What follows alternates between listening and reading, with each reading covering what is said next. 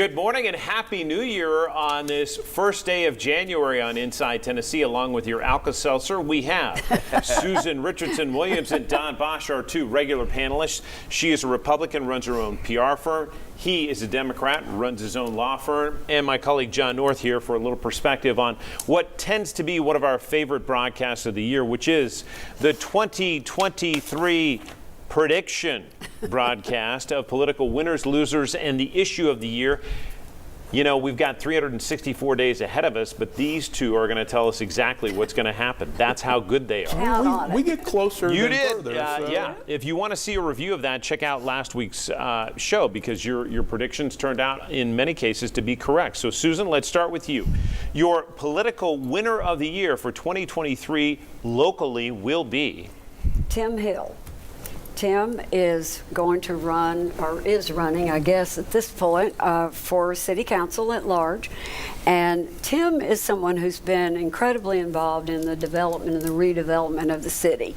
Done a lot of major projects. He's on the sports authority. He's involved in the baseball stadium situation building downtown.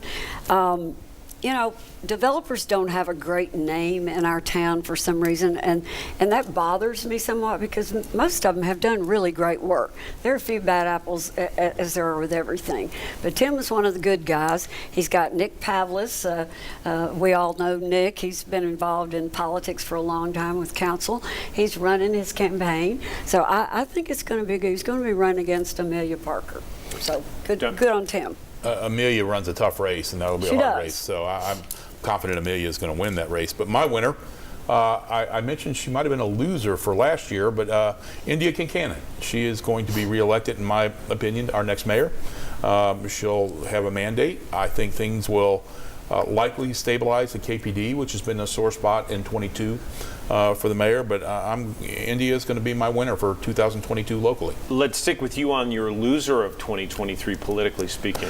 This one I gave a lot of thought to, and this could be losers across the board, but it's going to be the fallout from the Aramark and UT Athletics versus the city of Knoxville and the beer board. This dispute over the sale of beer in the stadium, and it's broadening, it's nasty, and there could be repercussions, that could happen. The city could say, hey, we're going to charge you more for law enforcement on game days. And UT could say, hey, we're not going to do this to help the city. I could see retribution going on at some level. If this thing does not get resolved favorably for all parties, this could be a really ugly fight. Your loser of 2023, Susan. Well, I'm certainly not going to call them losers, because I actually think they may win. But Janet Testerman and Lynn Fugit are running for re-election.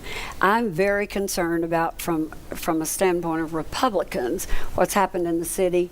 It's become very, very blue. It's more and more difficult for anyone that calls themselves a Republican or even an independent to win.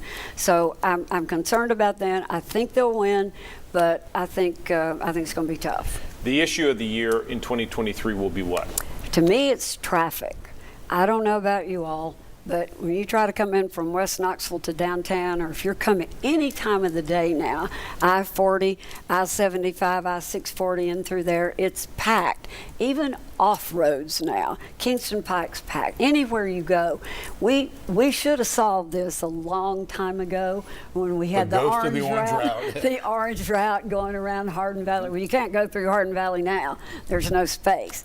But I think we've got real trouble here. And I don't want to be like Nashville, don't want to be like Atlanta, but we're becoming that way. Don? Not too dissimilar from what Susan's saying. The issues with population growth within Knox County and the related needs for infrastructure that drives.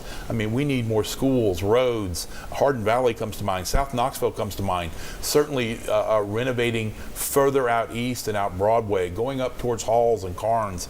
I mean, the growth is pretty amazing, and we need the infrastructure to support it. We've got to fund it. Building on that, John, our reporting later in the year of 2022 showed that the growth, yes, is happening, but also our population is skewing older in this community. How big an influence is that going to have? It's significant from a long-term perspective, not a short-term perspective, because older people are well behaved, but we need the younger people in here. We need the fresher blood, and we don't have that, and that's an issue, obviously. Somebody's got to take care of Williams.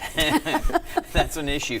But You'll be there one day, Doc. I'm Well, close. maybe. But we'll also have Advanced Knox, which is this whole growth study, what do we want to be in the future, which will be coming more to head in 2023. And I agree. I think that besides traffic, there's growth and there's development, and I think development is going to be one of the big issues of 23. Building on that, what about the baseball stadium? Neither one of these two mentioned that. Doesn't mean it's not an important issue, but that is going to make some headlines in this next year. Well, we certainly anticipate the thing will be built, or at least in good shape as it comes along. 23 should be a full year of construction, so that will be, we will start seeing the cranes going up. Well, it's not supposed to be ready until spring 25. Right. It's just not the stadium, it's the surrounding development around it. Yeah. Retail, housing, everything that's going to be built.